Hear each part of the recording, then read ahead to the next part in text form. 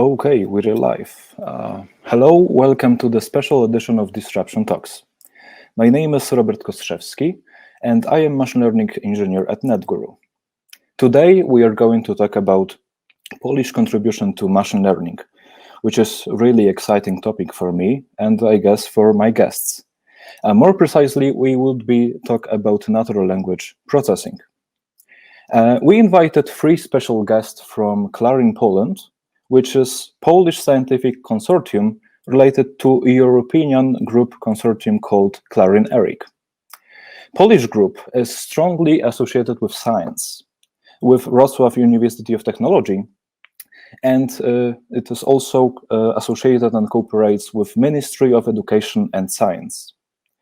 People of CLARIN Poland are involved in daily scientific research work, as well as cooperation with businesses. I would like to introduce to you our special guests. First of all, Jan Kocoń, PhD, Emotion Analysis Coordinator. Hello, Jan. Hello. Hello. Our second guest, Ewa Rudnicka, PhD, Polish-English WordNet Coordinator. Hello. And we have Ewa. Hello. And our third guest, Maciej Piasecki, PhD, DSc, CLARIN Polish and CLARIN-PL Coordinator. Hello, thank you very much for inviting us. Thanks for being here. It's, as I said, it's a really important topic and important addition for me of the Disruption Talk. I am a machine learning engineer and I am really interested in natural language processing, but I know the whole stuff about the ML and NLP rather in terms of business. And as a part of Netguru, I do projects for clients and I try to act more as a consultant. You work more as researchers. You have much more experience with Polish science, with Polish daily routines as researchers as in Polish science. That's why it's really interesting. It's a really interesting time for us to cooperate, to bring together our experience, both from business and from the science. So first of all, I would like to introduce a topic, machine learning and natural language processing, to our business guests, because I can imagine that not all of us and of our guests might well know the whole bunch of tasks and responsibilities of natural language processing.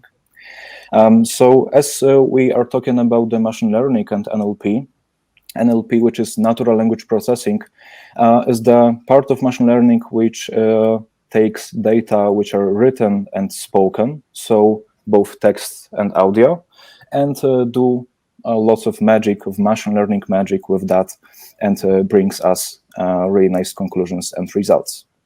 So, for example, within the text, let's imagine we have a book, and the book is full of sentences, of text, of words, and of course it has some meaning, it has some ideas behind. And within the machine learning and natural language processing, we can bring machine learning algorithms and create some ideas and algorithms into some results. For example, we can try to determine what kind of emotions are behind the specific text of specific person. Secondly, we can do some kind of translation work from the, for example, Polish language into English one. Then we can perform tasks like questions answering. So, for example, if we have a textbook with full of knowledge, we can ask a question to a text, and the computer should automatically try to answer for these questions. But as we can assume or presume, the modern machine learning techniques, especially for NLP, works best for English texts. And here we have people from CLARIN Poland, and you work with both Polish corpuses of text and international ones. So that's why the first question from me to Jan, what are the tasks you can perform in Polish with the Polish text? Yeah. So maybe a few words before I'll talk about the challenges in Polish and natural language processing designed for Polish language. So maybe I'll start with that. Yeah, so all the tasks we do are actually designed to get the computer closer to understanding the language the way humans do. Yeah. So typically, this process, in our case, begins with the most, let's say, low-level text processing, and the tasks at this stage are usually, text cleaning, splitting the text into sentences and words. Then we have tasks like part of speech tagging, yeah, where we assign grammatical categories to words such as nouns, verbs, yeah, and on such prepared texts, you can already enter higher level of reasoning, yeah, and there are a lot of tasks of extracting information from texts.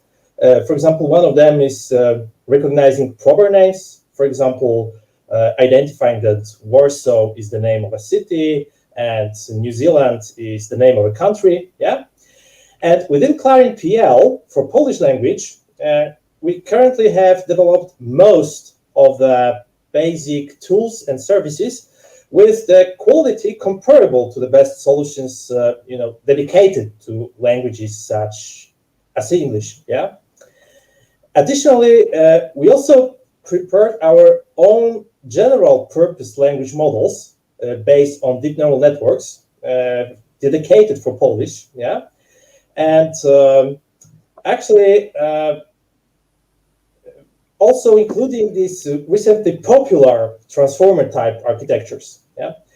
And actually, coming back to the general problem, what's the most challenging? Yeah, so there are two challenges. The first challenge and also the most challenging tasks are those that require text understanding at the whole document level. Yeah, and this is especially difficult for Polish because we have very rich inflection. We also have loose sentence structure. Yeah, the rules of the language are so complex that even we, as the native speakers of Polish, often have trouble using it correctly. Yeah, so when preparing our tools, we need to have a lot of data first, and also including those that contain syntax and grammar mistakes. Yet people write like that and still understand each other, right? So I can give you the example. So one of such high-level tasks that the CLARIN-PL team has prepared for Polish is actually sentiment analysis. Yeah. So we trained the model on reviews from the internet that were manually annotated with sentiment by our linguists. And the important thing is that these were the opinions of common people, yeah, often full of errors, but thanks to this, we were able to process such texts that actually most people create on the internet, yeah. And additionally, recently we have been doing a lot with multilingual and language agnostic models. So our sentiment recognition tool currently also works for over 100 languages. And actually anyone can use it for free. And actually that's why also local businesses are interested in our solutions. I have a question to what you have said. First of all, I would like to ask about the grammar rules, which are quite complex in Polish. Is that a challenge as well as syntax complexity? I mean, two of these problems are important from the perspective of Polish. And actually, during a lot of time we spent developing our tools, that was a major problem because at the beginning of our work with Polish, we had to create solutions which also were based on some rules. And the more loose syntax you have, the more freedom in creating the sentence you have, the more rules you need to create. And currently, we actually have less problems with it as long as we use, for example, transformer-based solutions. And deep neural networks, which are trained on a huge amount of texts. Yeah. So currently we have less problems with this, with comparing to the problems which we had like 2, 3, or 5 years ago. Yeah. But still, it's challenging. Yeah. Because even if you model the language using deep neural networks, for example, the number of unique words in Polish could be much greater than for many other languages due to this rich inflection, for instance. Thank you, Jan. We mentioned specific techniques for English language, then specific techniques, algorithms, and data sets for Polish especially. Then you mentioned multilingual models and language agnostic models. Could you define the difference between two of them? Yes. The major difference is that multilingual models are mostly models that are trained on different languages, but they cannot, using these models, you cannot transfer knowledge in simple manner from the one language to another. Language agnostic models, on the other hand, are built mostly using plural corpora. I mean, a set of sentences, normally these are tens of thousands or even millions of sentences, which are their own translations in different languages. So the major difference is that language agnostic models are transferring text to some shared hyperspace in which, for example, sentences in different languages are can be imagined as the points on some hyperspace that are very close to each other. So the major benefit from using language agnostic models is that you can train your model, for example, in Polish, and then use it for as many languages as the specific language agnostic model actually handles. Yeah. Okay. And thank you. having multilingual models, yeah, you still need to have your training data in all of these languages the single model can support, but yeah, you still need to have it in many languages. Okay, I can see the differences quite clear. So you're talking about the similar contexts, but thinking about the emotion analysis, I think it's quite interesting example because I'm thinking out of the box about the emotional analysis of texts. Not only single contexts similarity are important, but I guess you also could notice some kind of cultural inference into that task and influence. I mean, let's imagine the database of movies and the comments from American watchers and Polish watchers. I guess we can all agree that Polish watchers are more, I don't know, restricted, and they have more tendencies to rate movies into the negative side. Could you notice any kind of influence into this Polish emotional analysis topic? To be honest, we didn't do such research, so I can't say that for sure. And also the task which I was talking about, specifically about the sentiment analysis task, but also we were dealing with emotions, but mostly on Polish texts and with the help of Polish annotators, which were our experts working on CLARIN-PL as linguists. And yeah, but that's a very important thing you said, because for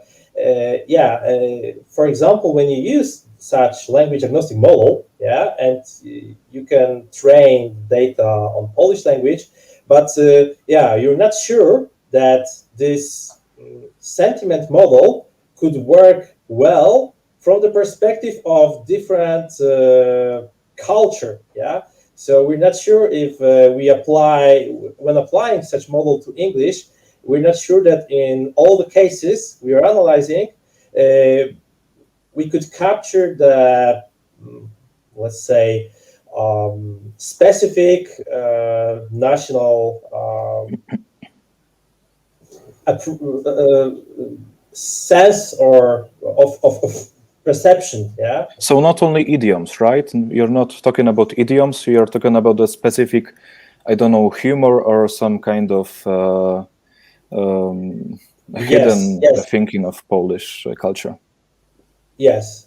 So in general, I mean, we also do a lot of research currently, which is aimed at not only the problem of cross-cultural differences in perception, specifically in subjective tasks.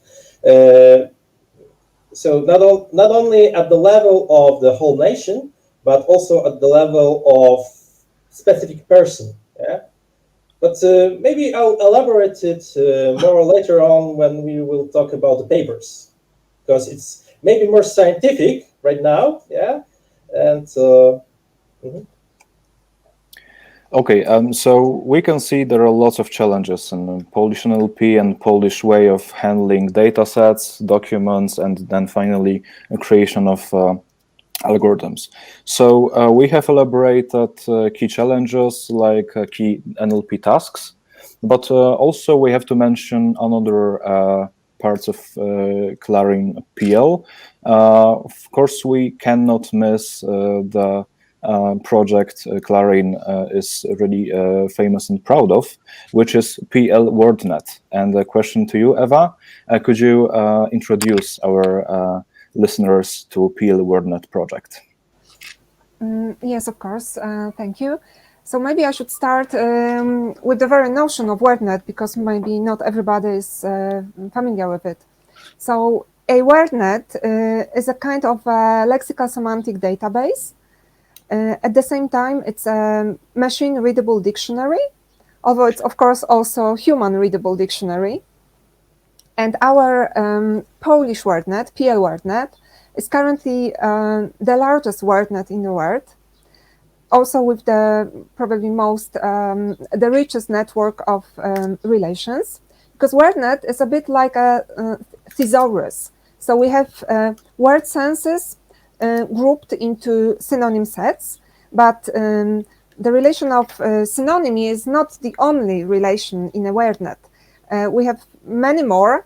The backbone of WordNet is hyponymy, hypernymy. So this is the relation between a more specific meaning and more general meaning. Like, for instance, kinds of animals, or makes of cars. Also, relating a bit to what Jan said before, our Polish WordNet has currently 95,000 units annotated for sentiment polarity, for basic emotions of Pluchik model, and valuations. It is also linked to the original first WordNet in the world, Princeton WordNet of English.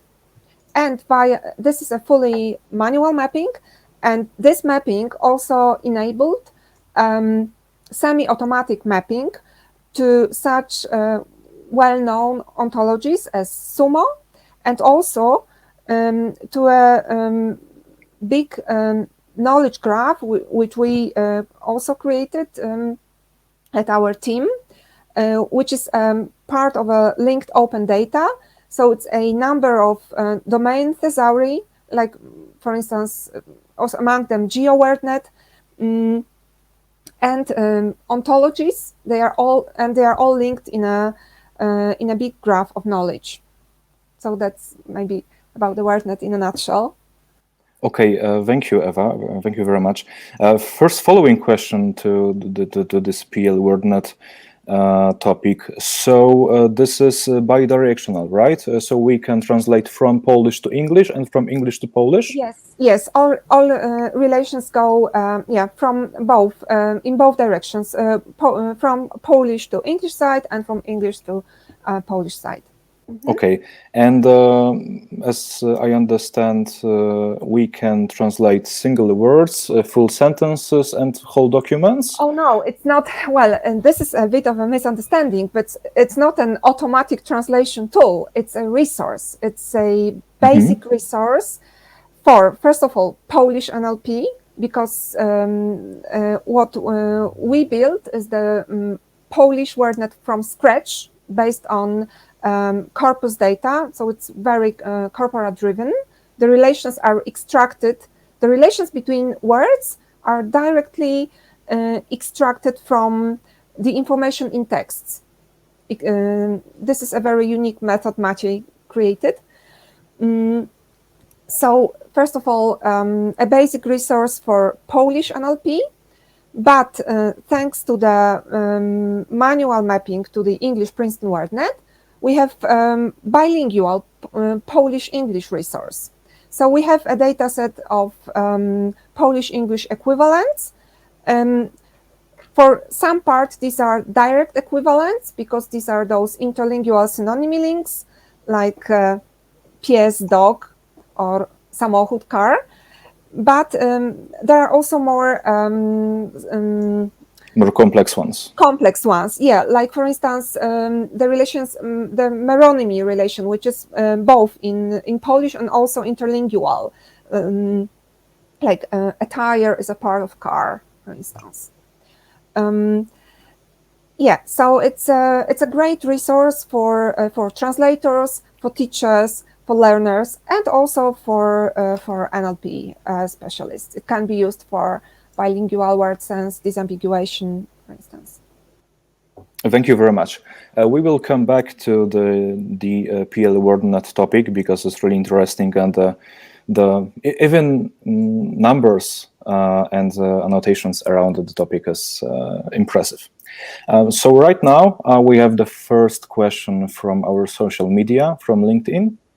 And yeah, so if it's harder to analyze sentiment in the text in some languages, so if we are focusing here in Polish as a complexity of grammatics, what about other languages like French, Spanish, German?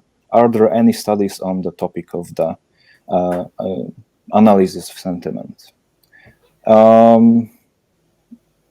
So we were... I think that I can answer this question. Okay. Yeah, of course, there are numerous studies for these languages, but the major difference is that for each language, we have different resources annotated as sentiment. Yeah, so it's pretty hard to compare them because the complexity of the task is usually dependent on what kind of data we have and also from which domain it is. Yeah, there are some domains which are, for example, not very controversial. Yeah, and if you, for example, have opinions about hotels, and if someone says that, okay, so this hotel was expensive, I didn't like it, it's there's no controversy in our perception of such problem. Yeah, but if we have some, political discussion, and one person likes one party, another one could not like it. Yeah, so even that information can make us higher disagreement of our decision in case of the sentiment according to such domain. Yeah, so it's not as hard from the language perspective, but even harder from the perspective of approaches which in the best case could be multi-domain, and also in this best case solutions which can use some information about us to make such decision, for example, more personalized. Okay, Jan, thank you very much for the answer. So I guess we are able to close the topic of key challenges of CLARIN, and I would like to ask the last question from this section to Maciej. about the scientific contribution, because we are talking about challenges itself. We have to understand that CLARIN-PL also contributes to conferences, creates scientific papers. Could you elaborate how it works and what is the state of the CLARIN contribution? Yes, with pleasure. I think that this answer to this question is twofold. The first is that CLARIN, but I think that we'll be talking about this later, is language technology research infrastructure, or maybe just to repeat this last two words, research infrastructure. This means that CLARIN is an institution that tries to enable, to facilitate research done by wide groups of scientists. Originally, CLARIN was created for researchers in humanities and social sciences, but and now it's being expanded, especially in Poland, to other almost all different branches, areas of science. But we will come back to this issue later. So this is our mission to help other people to do science. But the second part of my answer, obviously, CLARIN-PL is also a research group, quite large. Now, our team, just the core, I would say, it's something like 60 plus people. Sometimes it's hard to follow how many colleagues we have now in team. We are quite dynamically enlarging, developing. But so we are just a research group, and we have several different topics, research tasks that we are working on, and we try to do all our best to be on the highest, I would say, world level, and some of our publications reached this point. Especially, definitely, Polish is a starting point, but when you are working in natural language processing, or as we prefer to call it, natural language engineering, because this puts more emphasis to the practical dimension of this engineering, about doing practical things. At that moment, we must also show that our method works for other languages, especially for standard language, the language English in first.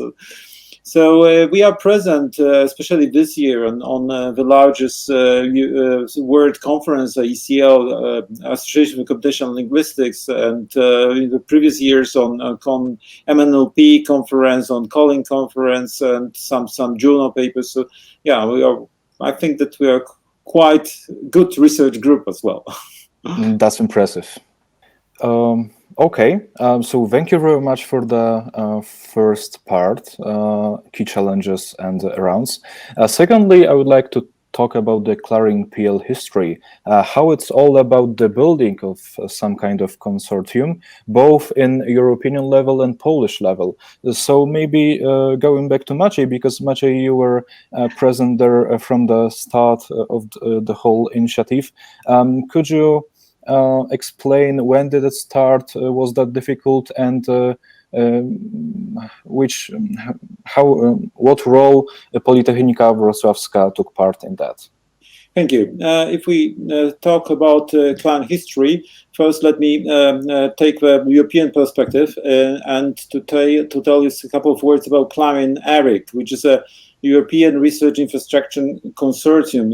CLARIN is a consortium which was established by 7 countries, and Poland is one of the founding members of this consortium. And still, CLARIN on the European level is just a consortium of countries, but now it consists of the consortium consists of 22 countries plus 3 more countries with a role of observers. And CLARIN was started in Europe, but now we have 1 member so far, observer for South Africa, Republic of South Africa, but with a lot of contacts in the world. CLARIN is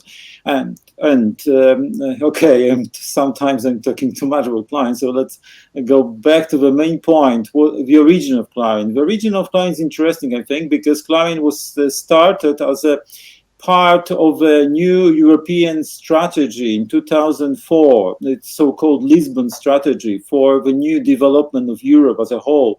And then was a call for proposals for large European infrastructures,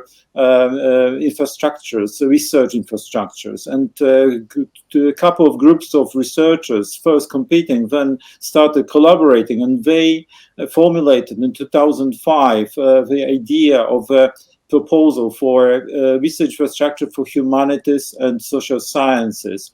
And the interesting part of this was that CLARIN was formulated, the idea of CLARIN, by computer scientists and computational linguists, but from the very beginning it was meant to be a research infrastructure for different areas, for humanities and social sciences. And the origin was the observation that even on that time, in 2004, we had a lot of different language tools and language resources, but of scientific character, and they were inaccessible, I would say, to all but computer scientists. So the idea was to just give access to people without technical background and knowledge in natural language processing, to give access to these tools and resources. So tools, just programs processing natural language, and resources, just more or less formalized descriptions of natural language.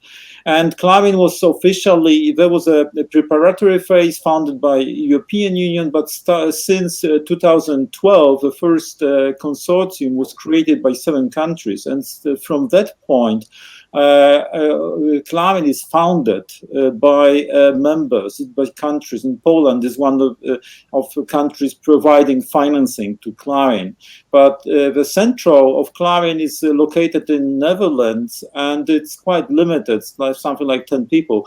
But the most of activities is done in different members countries. And CLARIN now, from a technical point of view, is a distributed research infrastructure consisting of more than 40 centers of technological centers, with a main Polish, the only Polish center located in Wrocław, and in Wrocław University of Science and Technology, and 25 knowledge centers providing expertise in different areas of applications of natural language processing. In Poland, we have established, and we are open for all your questions in the area of applications of natural language processing in research, especially in relation to Polish.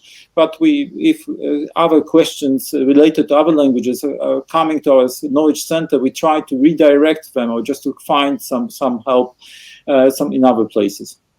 And so CLARIN Poland is a part of this big network. Okay, I guess that you want to direct me to.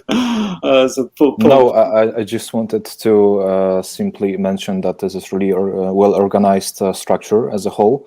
And yes, I wanted to ask about how many countries are inside the CLARIN ERIC. You told 22. 22. It's a lot right now. Yes, so the most of Europe. Yes, so we have lots of European languages covered. Yeah, not only, because CLARIN is in our mission, we defined that CLARIN is interested in providing support for languages of research interest in Europe. So, for example, you can find in the CLARIN network a Center for Endangered Languages that is collecting evidence, information about hundreds of languages in the world that are facing the threat of going to be extinct, with a couple of sometimes with just a couple of persons speaking the given language. But mostly CLARIN is working on all major languages of the world, I would say, and with I think it's hundreds of languages, in fact. Definitely more.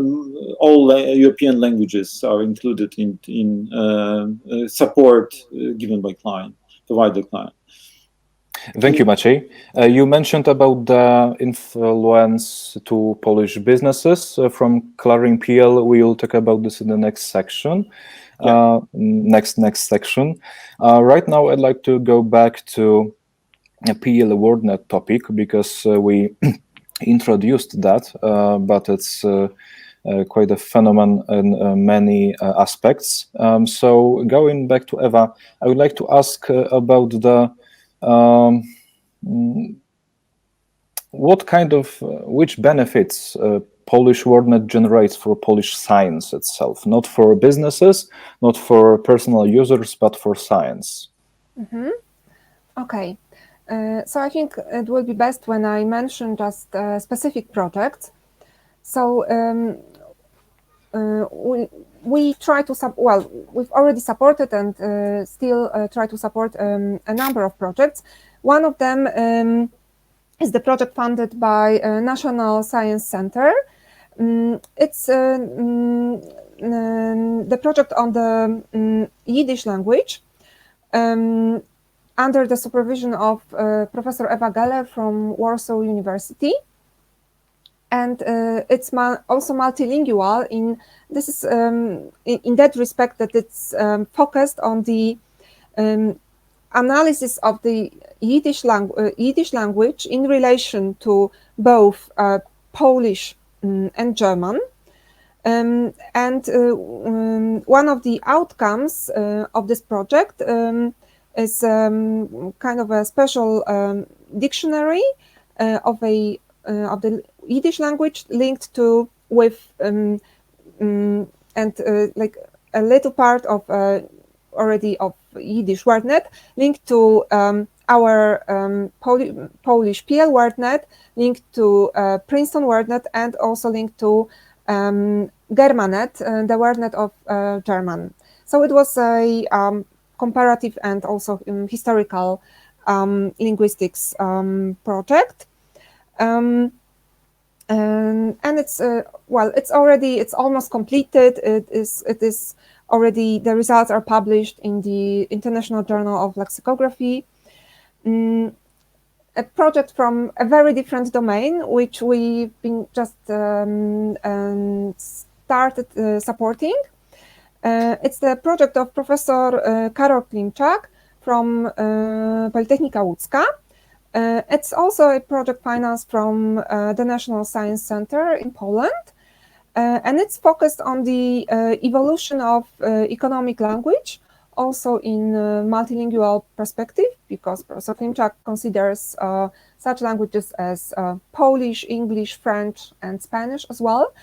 And he does an analysis of language of reports of different enterprises. And also looking at the sentiment in them and cross comparing. More on a local scale, we are also supporting the Polysemi project of Dr. Dorota Klimek-Jankowska from our Wrocław University Department of English. So that's just a few, but I think it's quite representative on the scale. So, yeah. Thank you, Ewa. We can see it's widely used in science, both Polish and international. And how about usage of the Polish English WordNet in aspects of business or personal ones? We know there are even big players using this project. As well as smaller initiatives and people. So could you elaborate about this case? Yes, sure. So we currently have about 1,000 downloads of our PL WordNet database per year, which is already a number, right? Showing yes. The usage of our Polish English WordNet. So these are, both individual users for some personal purposes like, learning languages or creating their own databases, but also big players, as you mentioned. So well, maybe we haven't mentioned it yet, but PL WordNet is available on a fully open license. So both for scientific and business purposes. It's a part of online dictionaries, such as, for instance, LINK.pl, and also it is quoted by Google Translate as one of its official sources of data. We also support, well, we've been also cooperating with some Polish companies, for instance, in the area of tourism, helping them to build ontologies for their purposes on the basis of our PL, the already existing PL WordNet. Yeah, so maybe that's it.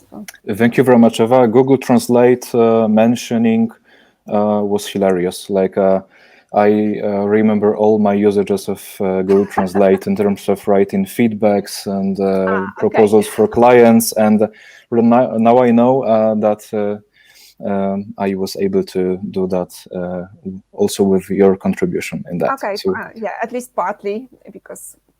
Yeah. But still, it's a major achievement, I guess, and yeah, being the part of Google Translate between Polish and English, I fully believe it's a huge achievement. So thanks.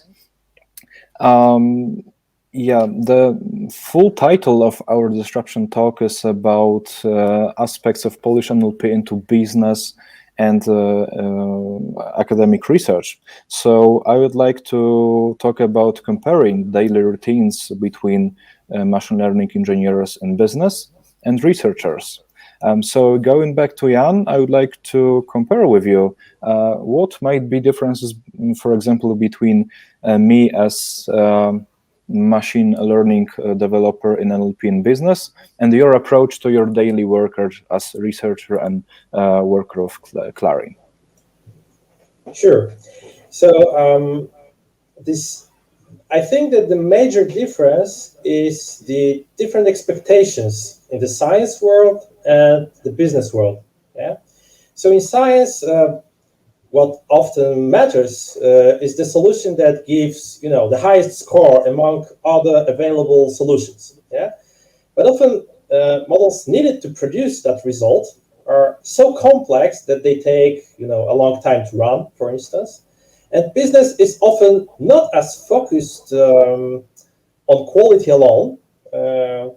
And for example, a solution that is 80% accurate may be more attractive than the one that is 83% accurate, yeah, if it runs, for example, 10 times faster, yeah. So this I can agree. So not only accuracy is all about. Also, it's all about the strategy, cost, and risks. Yeah. So in that case, you can, for example, serve 10 times more customers, yeah, or maintain 10 times less cloud computing farm, yeah. So that can be much more significant from a cost perspective. Yeah? But from a scientific perspective, on the other hand, we can also afford to deal with topics which, much higher risk of failure. Yeah? And also benefit from dealing with multiple tasks simultaneously. So I think these are these two main differences between our worlds, which are, due to some extent, common, but to some extent also separate. Okay, thank you. Yeah, I think that's I'm trying to remember the bullet points of my priorities at works. Yes, the quality is one of them, but also kind of business values must have priority. And what about solutions, you say? Because in business, in Netguru, we prefer to rely on safe solutions, already checked algorithms, packages, and frameworks to build software. What about your approach? Mm-hmm. So in our case, from the business perspective, actually our goal is to educate people on the use of our solutions and also to actually inspire them to create their own research. Yeah, of course, ideally with using of our tools. Yeah, so from our perspective, for example, we organize a lot of workshops and seminars several times a year, yeah, to present new tools in our infrastructure. And also these workshops especially are interesting form, yeah, because specific people come to us with their specific data, and then actually together with our experts, we can propose dedicated solutions to specific problems. However, most people interested in such workshops are mostly scientists. And coming back to business again, so similar to workshops for scientists, we also meet actually people from business, and we help them develop solutions in those areas we're experts about. Yeah, and often the difference is from the scientific workshops is that these meetings are, for example, only with representatives of specific company, because you know, it often happens that their data is sensitive. Yeah, they don't necessarily want to present such data at open workshops, and of course, also not frequently such a meeting ends with, for example, signing a contract for us to develop a specific tool for a company. And actually, more often, however, we establish cooperation with business by, for example, writing applications for research grants, yeah, and then jointly implementing them in projects. So we actually learn together during making such projects what are the important parts from the perspective of business, how to answer to business needs, yeah, in such approaches, and also to make it at the well-established scientific level. Yeah, so we have already implemented commercial projects in the field of, for instance, keyword recognition in texts, emotion recognition in texts. Also, we prepared a dedicated system for proper name recognition for one company. Also, large-scale question answering, to name just a few. Yeah. So we have also experience by working with business in order to get to know how to fit their needs. Okay, thank you. And the last bullet point of that topic of comparison of business and research approach to daily routine. This is the question about the tasks management. Because in my case, in Netguru, if I'm involved in the project, I'm fully involved in the single project, maybe different epics, tasks, but I'm going into the one direction to build what I proposed. Between projects, I'm involved in the kind of internal projects in Netguru, but I'm trying to focus on one major point, meaning project-wise, in my daily routine. What about, for example, your approach, Jan? Mm-hmm. Yeah, that's a very challenging thing, because we deal with several projects, and even including our main project, which is CLARIN-PL, we have so a lot of different tasks we are dealing with simultaneously. So actually, yeah, that's very important part of our time is actually switching between tasks and coordinating all these things together. From my perspective, I can say that for me, it's okay that most of my tasks are oriented at sentiment analysis and emotion analysis tasks, but still even have just only that task. We have several parallel approaches and solutions which we develop simultaneously. Yeah, so that's very challenging, but also very educating. I mean, yes. By looking from different perspectives and managing with different scientific teams, you need to get fresh and well-prepared ideas from one solution and apply them immediately in another solution. Yeah? So that's actually very beneficial from that perspective. So it has both pros and cons, but I can imagine it requires a good time management system for you? Yes, actually, it's nothing very unique that, for example, we work not only during the day, but sometimes even during the night, especially when it comes to some deadlines and we want to publish something. Yeah. And so it's pretty hard to distinguish between the time when you're working and when you have your whole life. Yeah, but I mean, for most of people who work in our project, it's normal, yeah, because it's also our passion. And Yes. I think that when you like the thing you do, it's not a problem, but rather something which you deal with as something normal. Yeah, so this con can be pro as well, yeah. Wise words. So it's challenging, but it's also full of passion. So that's the most important. Thank you very much, Jan. We'd like to pick one question from the audience, from the LinkedIn, from Katarzyna.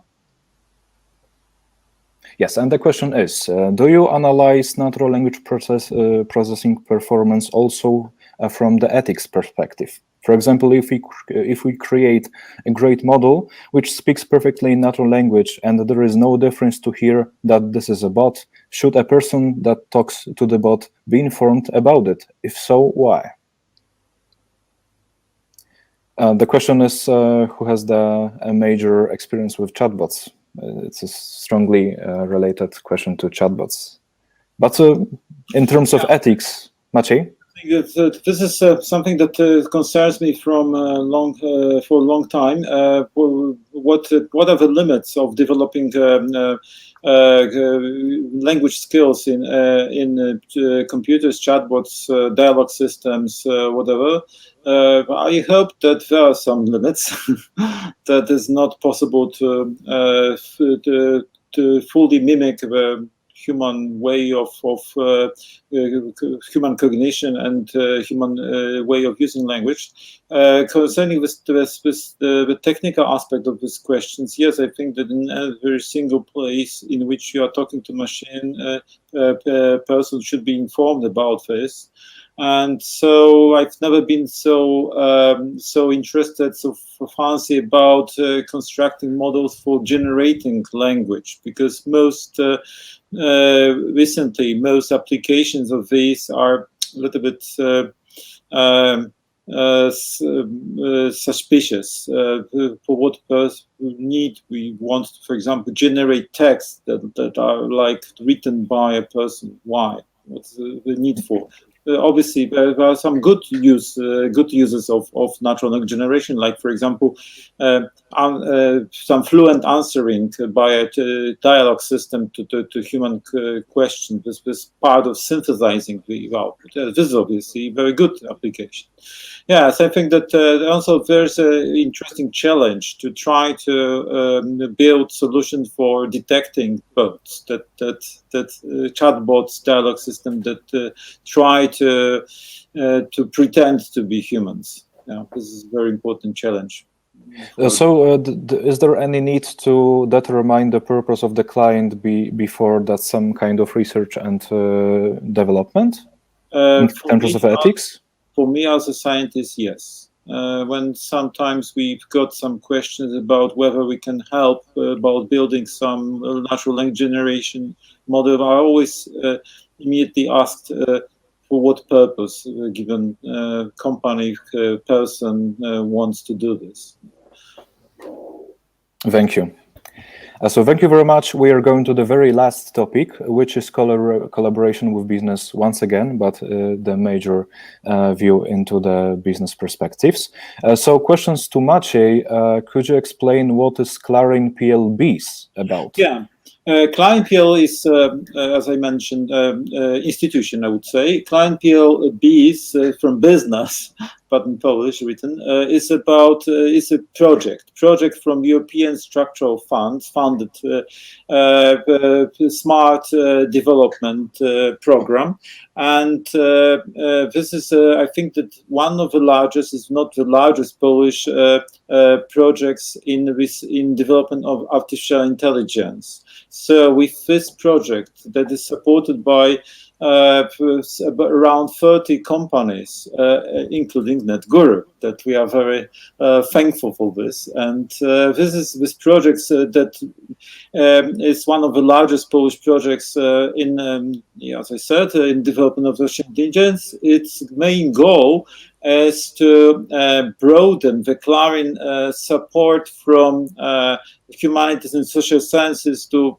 almost all areas of research, especially in the area of artificial intelligence. So CLARIN wants to provide language technology for different application tasks in artificial intelligence. And also the very important part of CLARIN-PL's project is to expand CLARIN more towards support for commercial applications for business. CLARIN has been doing this from the beginning because we are strongly convinced that the mission of CLARIN Poland is to support language technology for Polish, and every kind of application.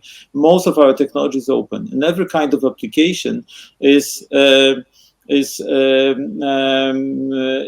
very nice for us. So and this project that we have started a year ago, allows us to fill some gaps, and in 2 years we'll buy a very powerful computer that will be specified, that will design exactly for artificial intelligence and NLP, and this will be a system of services, of modules, code, resources for Polish, but not only, and with very good, powerful hardware that will be offered to be used by researchers, but also by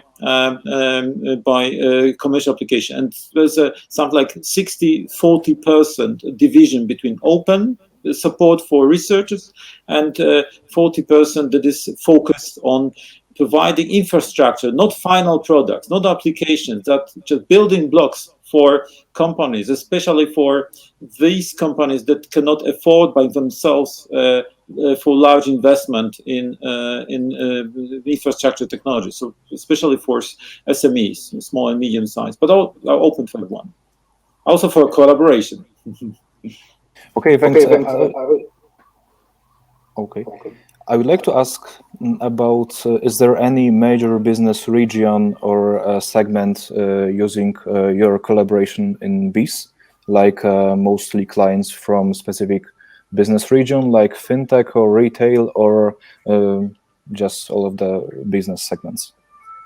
Concerning companies that we have been cooperating so far, these are different analysis of internet monitoring, analysis of social media,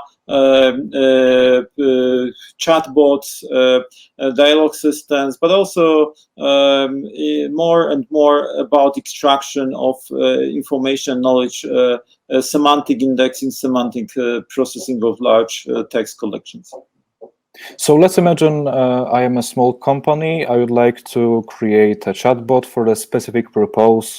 First of all, selling my very limited products, or for example, talking with clients about some help in terms of my my services. So am I able to connect with you as CLARIN-PL BEES and get any help?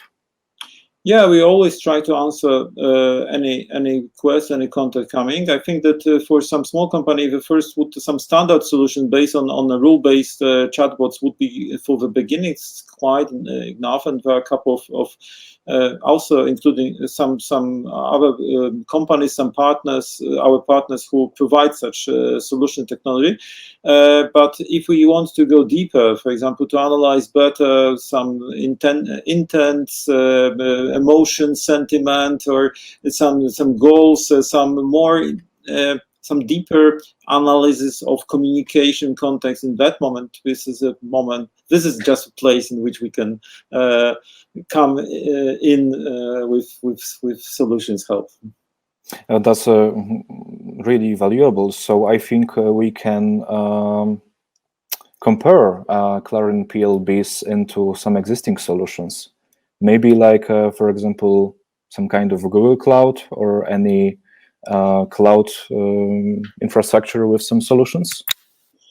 I wouldn't. That's connect. Obviously, we suppose even if our project is very large, it's almost it's a tiny one or nothing in comparison to huge power of Google. But it's not our purpose to compete. Our purpose is to provide us good support for language technology related to Polish, but not only to Slavic languages, and to most specific.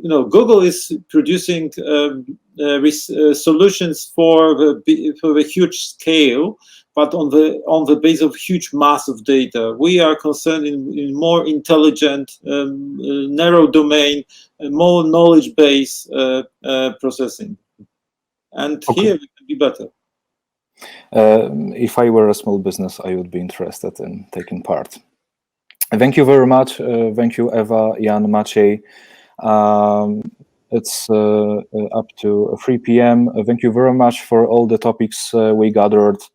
For the audience, if you're interested in cooperation or even for gathering more information about the CLARIN-PL, CLARIN ERIC, please visit social media and links clarinpl.eu. And I would like to thank you, all of you, for attendance, and see you in the next episode of Disruption Talk. Thank you very much. Thank you for inviting us. Thank you. Thank you very much.